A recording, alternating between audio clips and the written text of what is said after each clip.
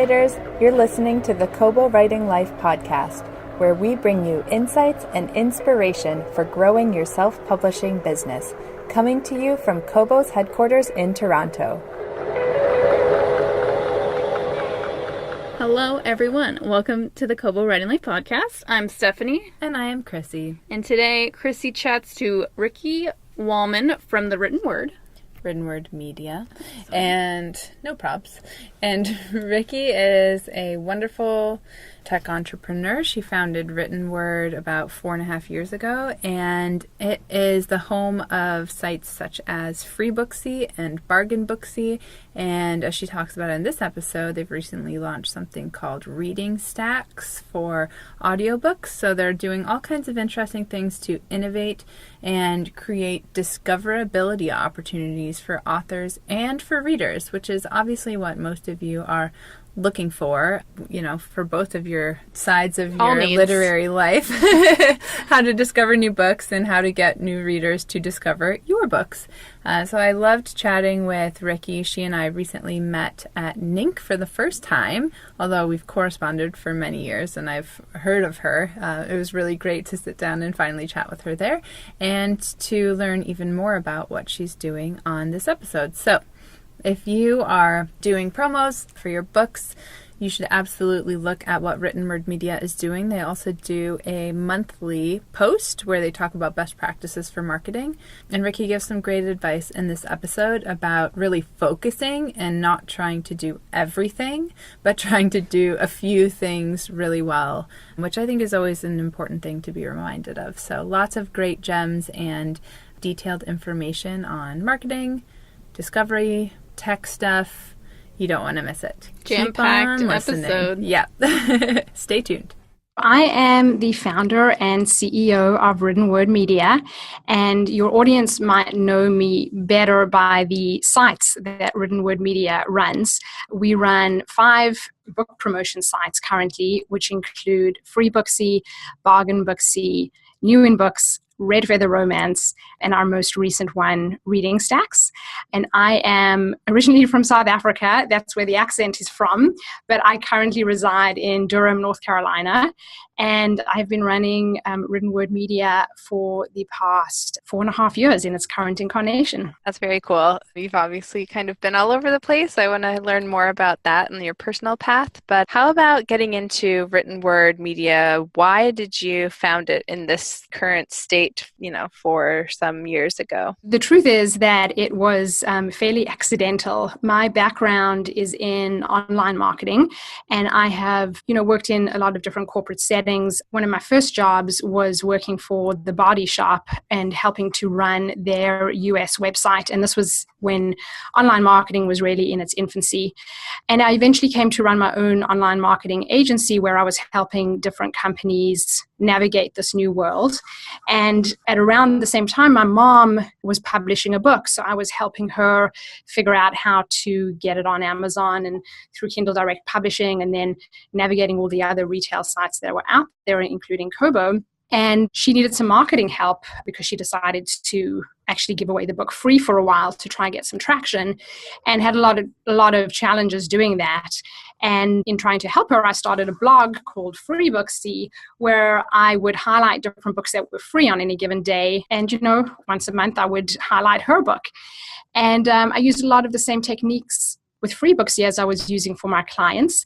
And I actually started using it as a sandbox for my clients where I would test out some of the new stuff that was coming online. And as part of that, I started to get an audience of readers who would actually come to my Facebook page and my website. And after a while, authors started approaching me and saying, hey, can we actually pay you to get our books on here? And can you help us market our books? And I eventually abandoned my agency and focused full time on helping authors market their books, with Freebooksy being the first site. Awesome. Sorry, it's a long-winded answer to how I got here, but I think it provides some context. People are always interested, how I got into publishing, and then specifically helping indie authors, which is the part that I love the most and the most near and dear to my heart. Oh, for sure. But there are so many stories kind of like that, where there will be a person who comes from a different or somewhat tangentially related field, right? And then they come into this field of self-publishing and they say like, hey, like I know how to do that, or I could do that better, or there's something kind of missing from this experience, and then you have the tools and the expertise to solve a problem, right? Absolutely. Yeah. I feel like Damon at BookFunnel is another good example of that, where he's like, I want to just deliver my books to the people and make this easier. Like, it shouldn't be this hard. Exactly. And then he comes from an engineering background. So Exactly. he's using all of that training to, solve a problem that's, we're facing in publishing. So it's very true. Yeah, exactly. So tell me about what each of the aspects of written word media offers to authors today. So our service offering is fairly simple, which is intentional, because we know that authors have a lot that they already have on their plate, and most of authors would prefer to be writing their marketing. So we have a self-service platform where literally in the space of 5 minutes, you can come, pick which site you want to promote your book on, choose your date, put in your information, and check out. And we're constantly working on making that as seamless and painless and, time efficient as possible. Our service works very similarly to BookBub, in that we have an audience of readers, close to 1 million readers across all of the sites that we have. And when you're looking to run either a free promo or a price promo, you can pick one of our sites to run that on, and the day you want to run it, tell us what your price is going to be, and your book goes out via email to our audience, and then you see hopefully downloads and sales coming through within 24 hours of us promoting your book, and then reviews and reader connections coming in the weeks and months that follow. Amazing.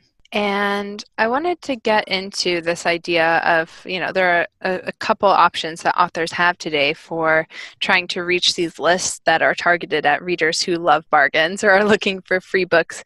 What are your thoughts on ad stacking? So like running a Freebooksy at the same time as you're featured in a BookBub, or on Kobo, we have free book promos. Do you think that that is a good strategy, or does your data get muddled? What have you seen? Yeah, so we recommend that as a strategy. BookBub is the biggest player in the space, and they do a phenomenal job. The only downside to them is sometimes it's hard to get into their emails. And so if you're running a BookBub, I think it's questionable whether you want to stack or not, just because their reach and their impact tends to be so high. Mm-hmm. But I think if you are running, say, a promo with us, we recommend that you stack other promo sites like ours and some smaller ones with that.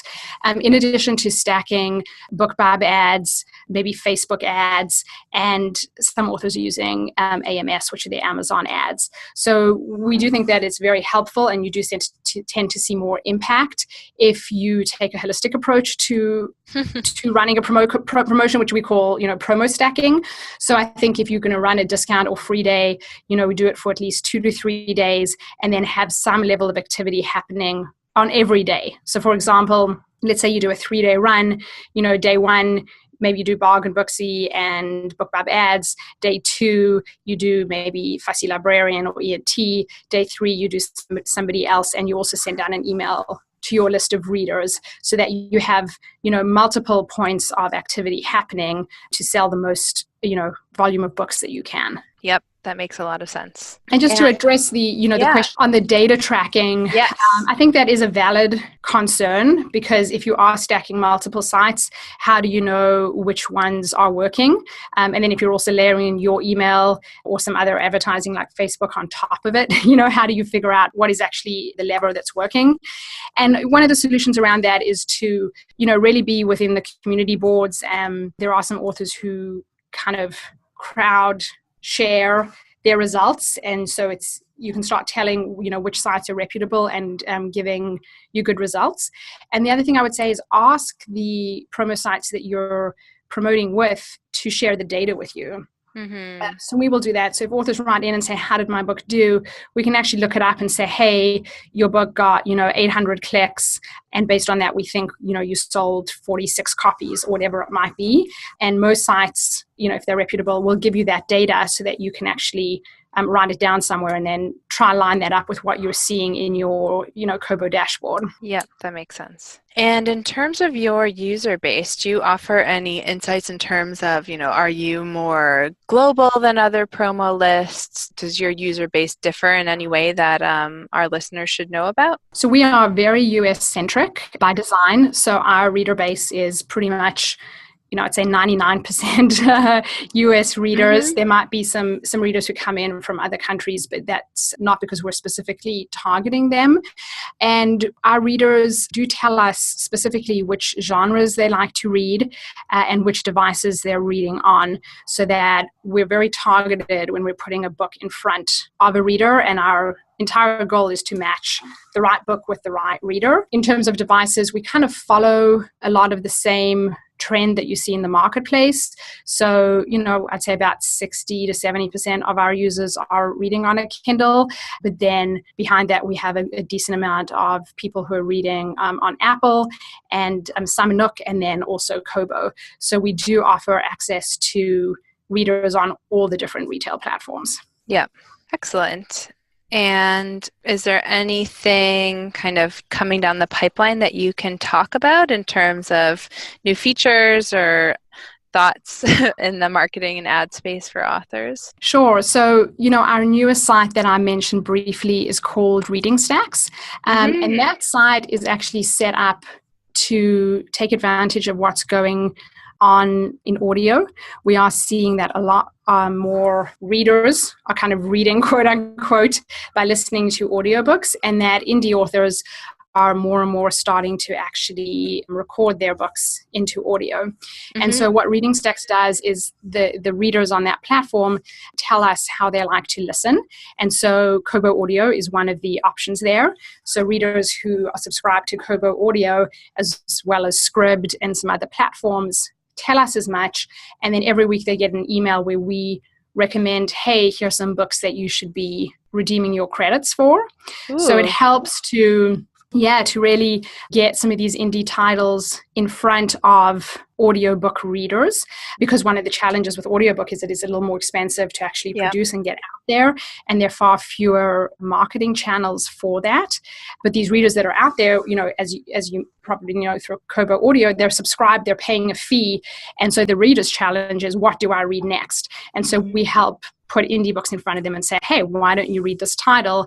And then that then translates into royalties to the author through those programs. So, just in general, audio is a big trend. And so we've launched that, and we'll be looking in 2019 what else we can do to help authors who are looking to market their audiobooks. Very cool. Yep. We're seeing obviously a huge growth in that market here as well. We're working actively towards growing our audio platform as Kobo, and audio opportunities for indie authors as well with KWL. So that's awesome to hear about. And then just in terms of marketing, it's been kind of an interesting year, I would say, like a lot changing at Amazon, for example, in terms of, the importance of using AMS ads. And I believe Mark Dawson on his podcast just the other day was saying, like, he feels if you want to reach a certain level of success as an independent author, you absolutely must be advertising as an author. What are your thoughts on that, and kind of where the industry sits today versus 5 years ago, and where things might be going from here? Sure. Yeah, I agree. It has been a very interesting year, especially, if Facebook comes to mind. We'll talk about Amazon in a second, but Facebook, from our perspective, I spend a lot of my time marketing to readers, because we are adding, tens of thousands of readers to our list every month, and we have multiple channels where we do that. And we've seen a lot of changes when it comes to Facebook and how that channel is performing. I think one of our kind of projections for this year was that marketing was going to become more expensive across the board as there's more competition. And that was even before the Facebook changes. And we have seen that come to fruition. It is just more expensive this year, I think the second half of this year, to reach consumers. And I think that's going to continue, which for indie authors means that you do have to have a diversified strategy for marketing. 5 years ago, to use your time constraint, you could probably run a Freebooksy feature on a free book and do nothing else, and that would get you all the sales that you needed across all your platforms for the month. And then with every passing year, you have to layer in different stacks and different techniques to make that work. I think that's probably going to continue. On Amazon ads, that's changing fairly rapidly. So I'm not sure where that's going to land because it's a mixed bag. You can advertise on Amazon ads. You have trouble sometimes spending your budgets. And as the Amazon platform becomes so saturated, which as a consumer, and Amazon Prime, I subscribe to Prime, I go on now and I'm just bombarded by ads. And I think that might have a negative impact on their user experience. So what does that mean, for the efficacy of the ads? So I think the jury's still out on how this is all going to land, but I think we can all agree that things are changing somewhat rapidly. Mm-hmm.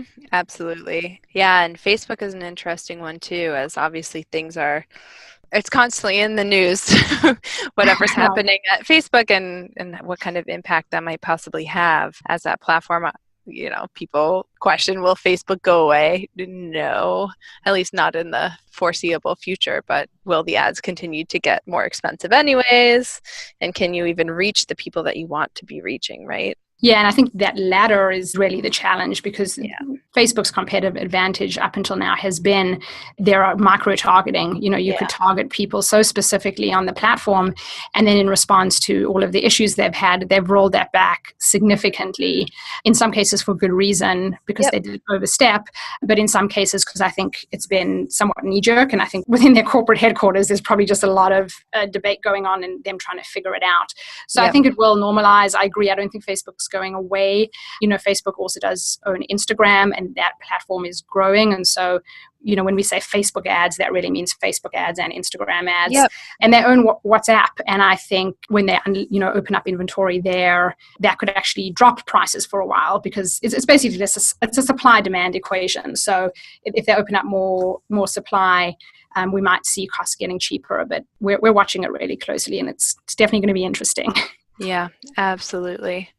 In general, do you find that authors are, there's tons of courses on smart advertising. You guys are putting resources out there. BookBub puts resources out in terms of, really experimenting and measuring results and what ads are most effective.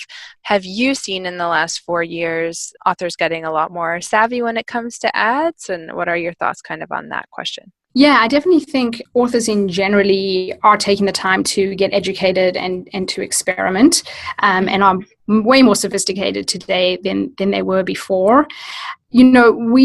We struggle with this even in the content that we put out. There is so much out there, when you're a marketer, and most of us are doing this, full time as our job, and we can't even keep up.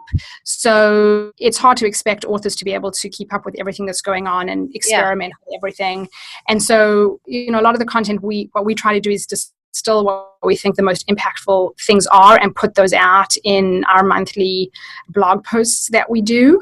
I love and those. Also psychologically, thank you. Psychologically, I think it can be overwhelming, as an author. I know it's overwhelming as a marketer to come in every day and be like, oh my gosh, what's the new thing that I have to catch up on? What am I not doing that I should be doing?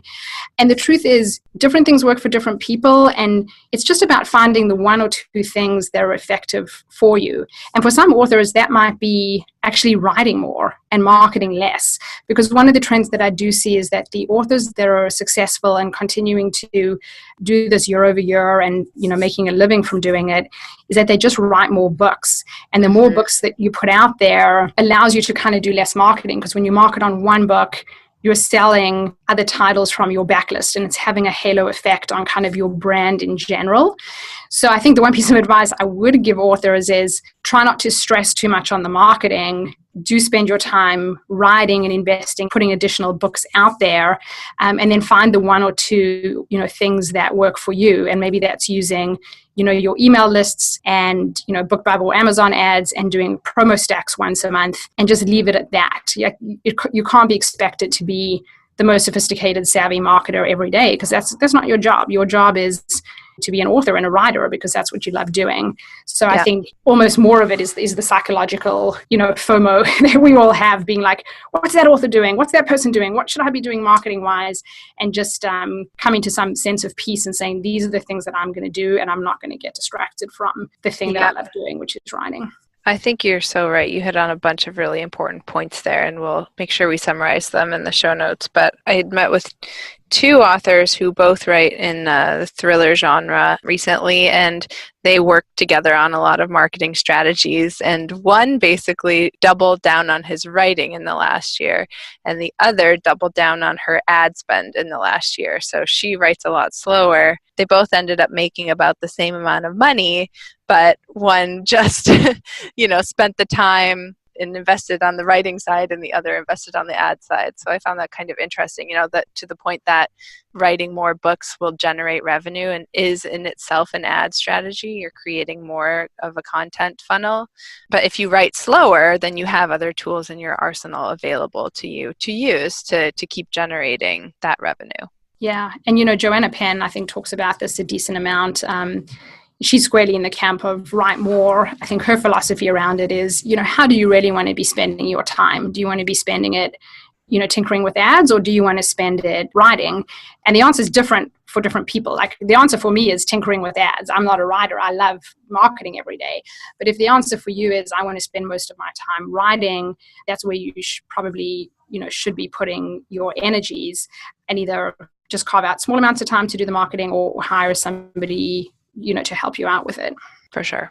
For using your tools specifically, what are some best practices in terms of improving the potential reach of a Freebooksy deal, for example? The first is packaging. So having, a robust and professional looking cover design really helps the click-through rate when you're featured in our emails. And even one step further on that, I would say making sure your cover is on genre. So you can have like a really great cover, but if it's kind of not the same cover that, say it's a psychological thriller, if your cover, when you put it next to other psychological thrillers, it looks out of place, even if it's a great cover, because we're putting it in front of a psychological thriller audience, they're expecting something specific. So making sure that you're kind of on genre, professional, really nice looking cover, it makes a really big difference. And then having reviews helps. But for a lot of authors, it's this chicken or egg issue. It's really hard to get that first review, but then a lot of sites won't take you if you don't have reviews at all. So we take kind of an opposite approach, in which we're really trying to give you your first shot and kind of, democratize access to this audience. So we will accept your book if it has no reviews. And we do find Freebooksy is very effective in helping you get those first few reviews.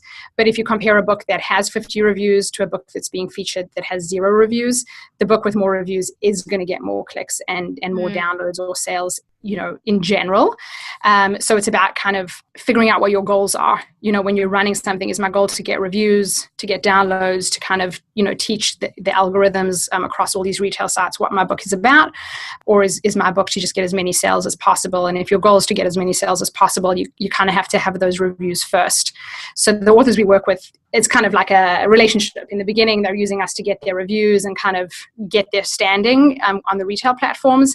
And then 6 months in, they're actually using us to, drive sales and royalties and earnings. So being upfront with yourself about what your goals are also helps you pick the right site and, get the results you're looking for from our service.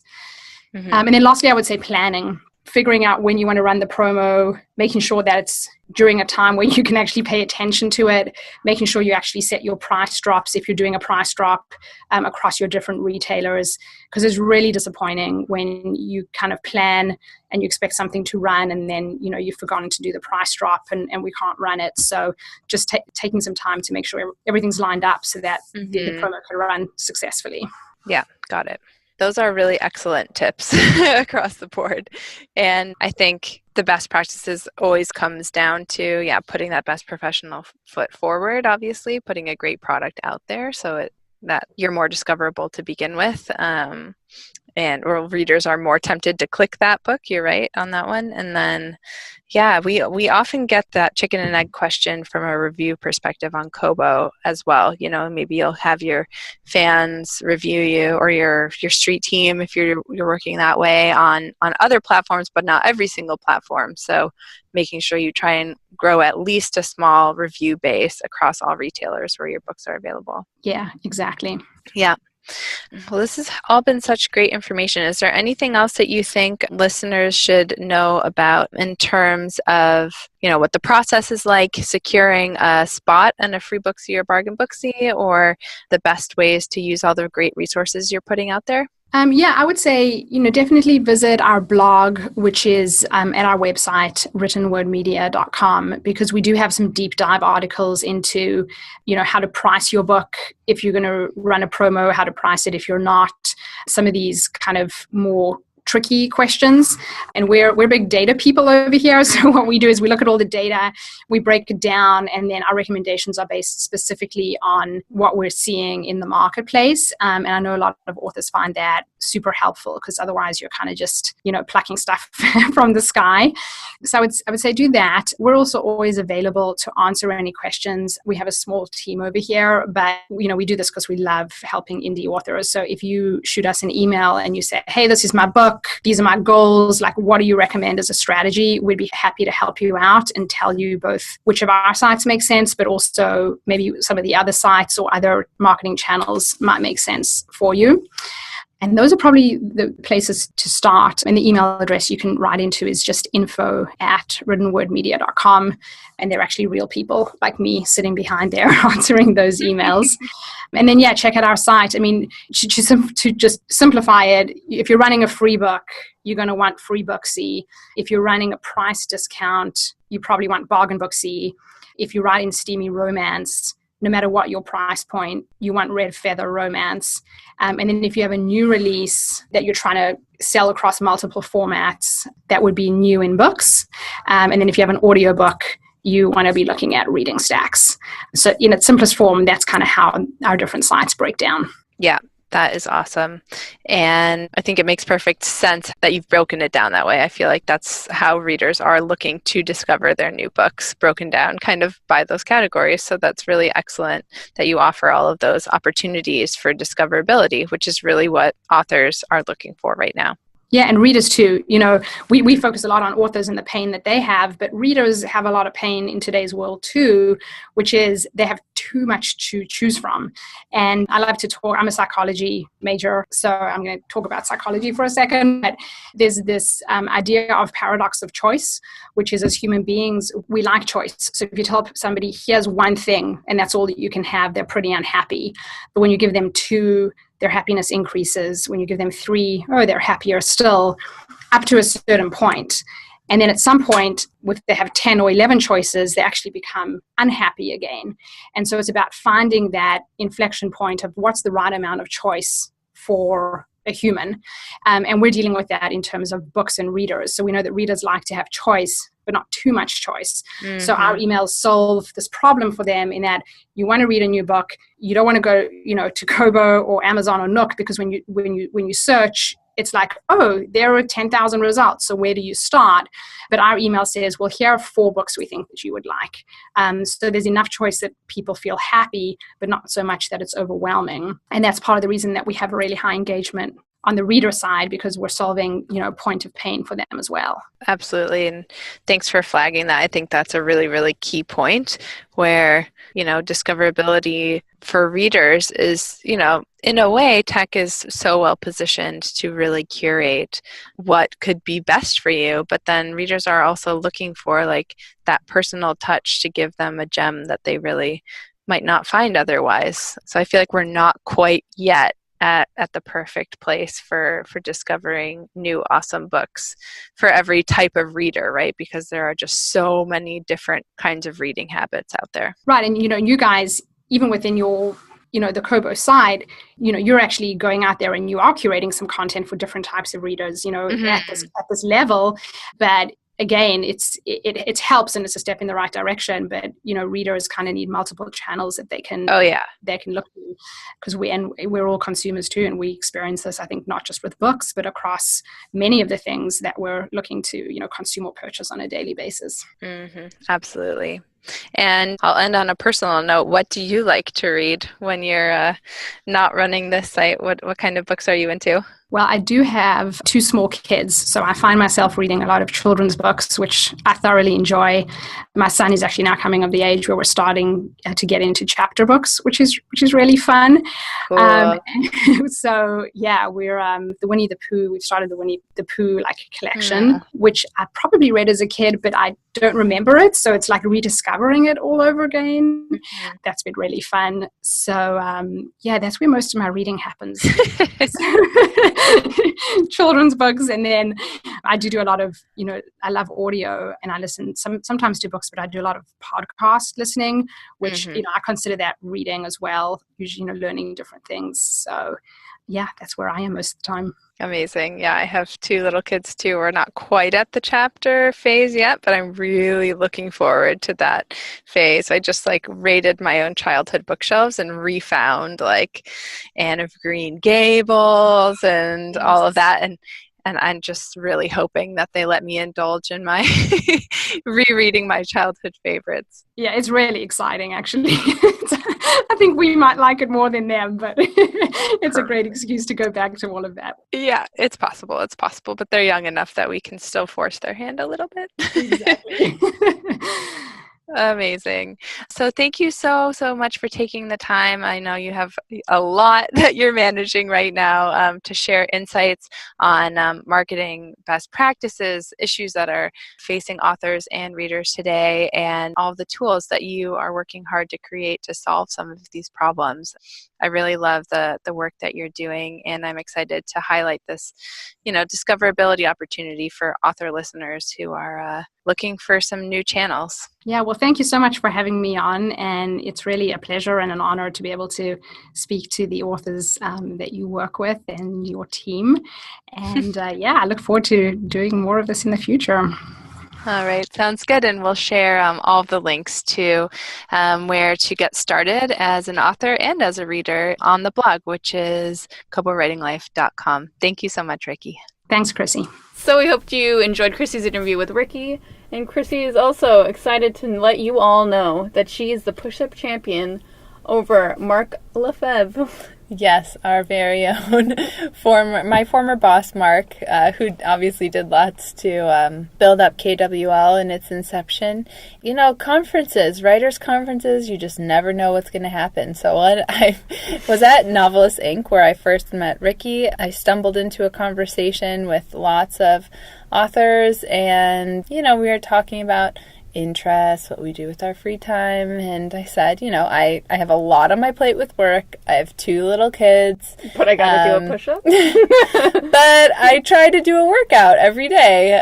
Not necessarily anything crazy, but we also have a push-up club here at Kobo. It meets at 3 p.m. every day. We do a couple really quick reps of push-ups, planks, wall sits, and squats at 3 p.m. Highly recommend, even if you're at home. Take a little break and just do something to move your body. I don't know about you, but I find do you, Steph, hit that plateau in the middle of the afternoon where your brain is just I cannot carry on? I just think to myself, you need a nap. I would like to crawl into bed. Yeah. So instead of, letting things slow down or crawl into bed, I find it really helps to just do a little something. Even if it's I walk upstairs to get a coffee if I don't have time to do the full push-up club thing. Anyways, this is a very roundabout way of telling the story, but I worked in a little bit of self-care awareness in there. Always important. Always important, truly. I agreed to somehow doing an on-stage push-up competition, which then happened 1 month later at the 20 Books Las Vegas conference, and there were about 700 people in the audience. And you may be thinking, I want to see this push-up competition. There is a video. It's on Facebook. Yeah. I will try to find a link so everyone can see Chrissy snag her victory. Yeah, felt great. But it was all for charity also. We were raising money for 2 awesome Canadian charities, mine being the Children's Book Bank, which I must disclose I am on the board of, but it's an awesome space in Toronto where any kid can go in, and it looks like the best kids bookstore you've ever seen, but you take a book per visit for free. And lots of kids have built up their own libraries at home with books that they get to keep and call their own. And Amazing. yeah, as a kid, like there is a difference between a book that's yours versus one you get from the library, which is another awesome resource we talk a lot about here. But that's an organization I'm really passionate about. So it was all for good, and I'm glad we got to raise a couple $1,000s for that charity, which means a lot going into the holidays when I'm working hard, in my spare time to help them raise some extra money. So How many push-ups did you do? I believe I did 40. Wow. Yeah, and then promptly have done barely any since then. My life kind of exploded. I mean, you already reached the top. You can't go past that. Can't go past that. I've had a couple challengers, though, I must say, saying that maybe I didn't push up low enough. Whoa. Like, have to go all the way to the ground, for example, military style. No one clarified all rules. Yeah, we didn't have form rules. Next time I'm in a push-up contest, I'll take it to the ground. Watch out. If you would like to challenge Chrissy, let us know. You can write us at writinglife@kobo.com. Or you can tweet me at Monroe Christine. I hereby accept all push-up contest challenges. And it's a somewhat strange note to end on. But I hope you enjoyed our little chat. Yeah, and if you love this podcast as much as we love you and appreciate you listening to us, we would really appreciate if you took a little second to give us a rating or a review wherever you listen to your podcasts. It helps us get discovered by other authors. And as ever, thank you for listening to this podcast. We love doing it. It's just a great way for us to share what we think are great authors and resources and stuff that we hope you're learning from. So thank you. Thank you. Thank you so much for listening. Until next time. Bye.